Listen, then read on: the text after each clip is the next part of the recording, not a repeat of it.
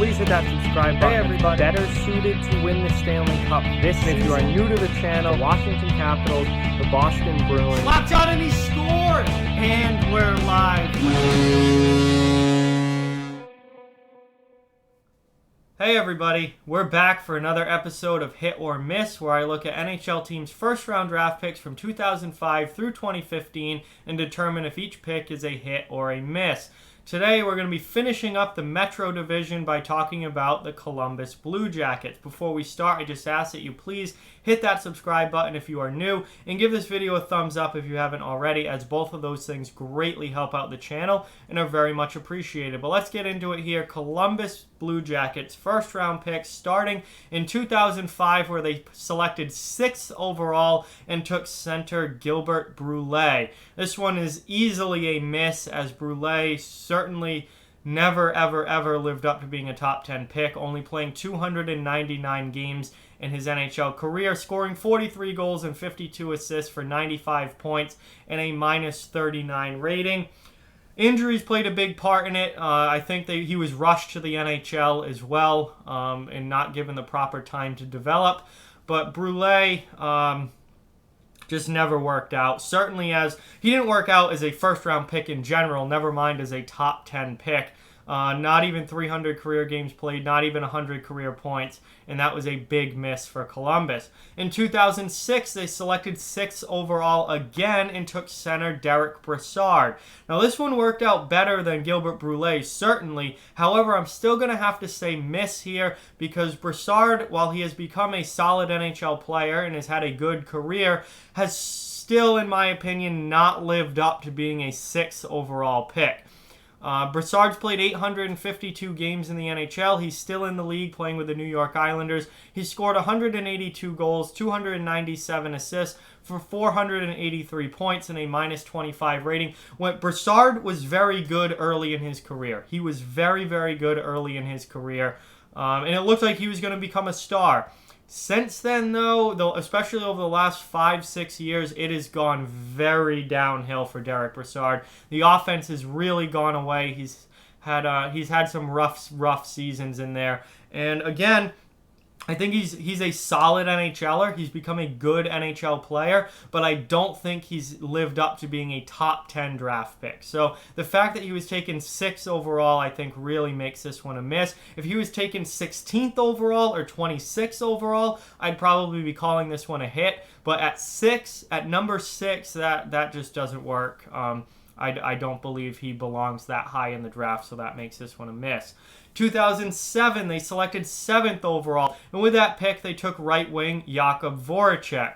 Voracek has gone on to have a great NHL career, very much a hit with this pick. 915 career games played, 207 goals, 488 career assists for 695 career points and a minus 4 rating. Jake Voracek has been on the Philadelphia Flyers now for a long time. He's had his best seasons with the Philadelphia Flyers. He's become a star for them.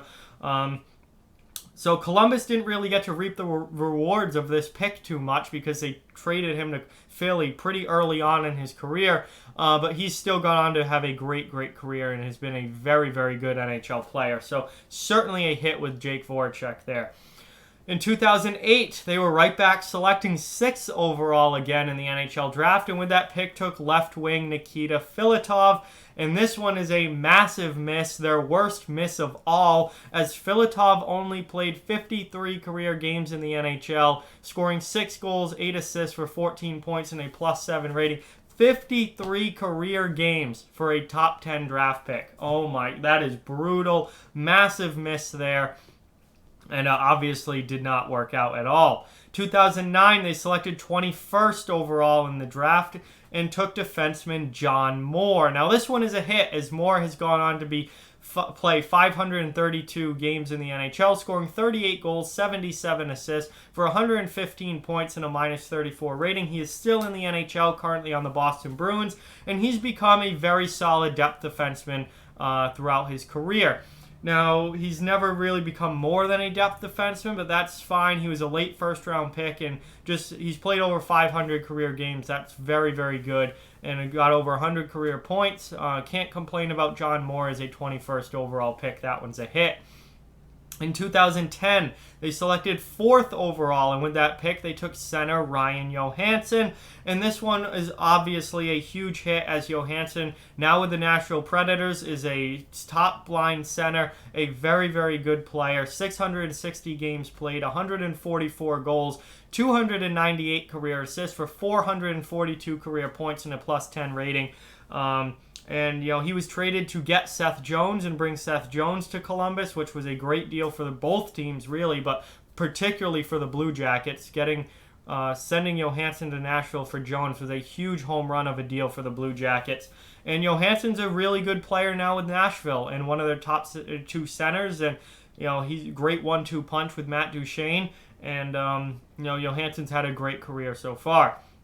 2011, they did not have a first-round pick, so we move on to 2012, where they selected Ryan Murray, defenseman, 2nd overall, and this one is a miss, as Ryan Murray has become an NHL defenseman, but certainly not a star, certainly not what you would expect from a 2nd overall pick. I mean, 347 games played, 15 goals, 95 assists, 110 points, and a +13 rating. He's pretty much a 2nd or 3rd pair defenseman for Columbus. Injuries have played a big role in that. He has missed a lot of time throughout the years with injury. But Murray, while he's a solid player, has definitely not even come close to living up to being a 2nd overall pick. So that one's a miss. In 2013, they had three first-round picks in 2013. And with 14th overall, they took center Alexander Wenberg.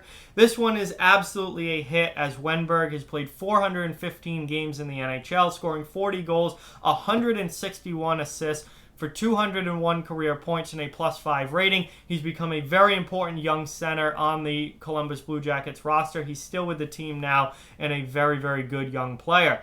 At 19th overall, they took left wing Kerby Rychel. Now, this one is a miss, as Rychel, who has been a very good AHL player, has never been able to make the jump to the NHL, has only played 43 NHL games, scoring 3 goals, 11 assists for 14 points and a +5 rating. Just hasn't become a regular at the NHL level, and that's obviously not what you want when you're picking in the first round. That makes that one a miss. And then finally, 27th overall, they took forward Mark ODonnell. And this is another miss, in my opinion, as Danault, who's not really ever become a regular in an NHL lineup. He's a depth guy. He's a guy who, plays like 20, 30 games a year. He gets inserted into your lineup when someone's out injured, and you need to call someone up or pull someone out of the press box and put them into the lineup. That's what Mark O'Donnell basically is. He's played 141 games in the NHL, scoring 19 goals and 26 assists for 45 points and a +1 rating. He's just never become a regular in the lineup, and he hasn't played like a full NHL season as consistently playing night in and night out. So that makes that one a miss, in my opinion. In 2014, they selected 16th overall, and with that pick, they took forward Sonny Milano. And I'm going to go hit on this one because Milano is still young and just starting to make that transition from the minors to the NHL, and he's been traded now to Anaheim. But I think, especially in Anaheim, a team that's going through a rebuild, he's going to get the opportunity to play, and I think he's going to be a pretty good player. Probably not a first liner or anything like that, but I think he can become a solid secondary scorer in the NHL. So far, he's played 125 games, scoring 22 goals, 25 assists for 47 points and a -17 rating. I think the opportunities are coming for Sonny Milano, and I think he's going to take advantage of them in Anaheim, and he's going to be a guy who I think ends up being a hit, at least as a somewhat decent middle-of-your-lineup type NHLer. And then finally, we have 2015, where they had 2 first-round draft picks. First one coming 8th overall, where they took defenseman Zach Werenski. Obviously, this is a massive hit, as Werenski is one of the best young defensemen in the NHL. He's played 300 career games in the league, scoring 58 goals, 111 assists for 169 career points and a +22 rating. He's a top pair guy for Columbus now, along with Seth Jones, and one of the best, like I said, young defensemen in the league. So massive hit there. And then at 29th overall, they took defenseman Gabriel Carlson. And this one's tough because I don't think this story has fully played out yet. But I'm going to say miss for now, just because Carlson has only ever played 23 games in the NHL. He scored no goals, 3 assists for 3 points and a -4 rating, but he has not been able to become a regular in the NHL lineup yet, and that makes this a miss. For now, he's still obviously young, in his early 20s, just drafted in 2015. There's still time for Gabriel Carlson to turn into a hit. And if Carlson does, over either next season or the year after, become a regular in the Blue Jackets lineup or somebody's lineup and start playing night in and night out, then I will gladly change this to hit. But for now, he hasn't made that full transition to the NHL yet. He's only played 23 games, so I'm going to say miss for now on Gabriel Carlson. But there you have it, guys. Columbus's hit or miss, obviously pretty much a mixed bag. They've had some very big hits in here. They've also had some huge misses. And especially early on, through the 2000s, Columbus, and if you watch my redraft videos, they've just missed and missed and missed and missed, and that's why they were such a bad team for so long. But then as we got into the 2010s, they started hitting more with draft picks. They started being a better team, and things started to go a lot better for Columbus, and we're at the point now where they're competing for a playoff spot year in and year out. So overall, pretty, no pun intended, hit or miss with the Columbus Blue Jackets, but there's definitely noticeable eras with this team, whereas in the 2000s they were kind of a joke of a franchise, but they've gotten better since then, and we see that in their drafting as well. So with that, guys, like, comment, share, subscribe, follow on social media. All those links are down in the description below. If you'd like to further support the channel, the links to our Patreon and merchandise store down in the description as well. Keep spreading the word about this channel. Let's keep this thing growing. Thank you very much for watching. Hope you enjoyed the video, and I'll talk to you guys soon.